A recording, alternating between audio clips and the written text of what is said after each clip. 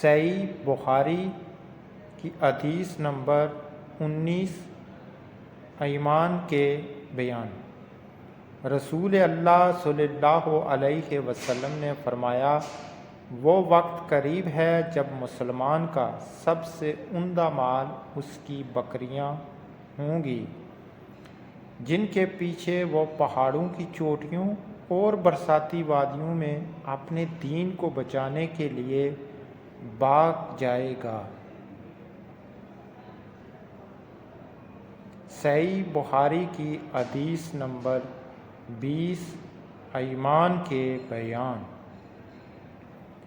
حضرت محمد صلی اللہ علیہ وآلہ وسلم نے فرمایا، جس شخص میں یہ 3 باتیں ہوں گی وہ ایمان کا مزہ پا لے گا۔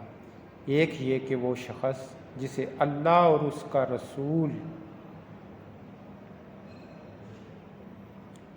ان کے ماسوا یعنی فیملی ممبر سے زیادہ عزیز ہوں، اور دوسرا یہ کہ جو کسی بندے سے محض اللہ ہی کے لیے محبت کرے، اور تیسری بات یہ کہ جسے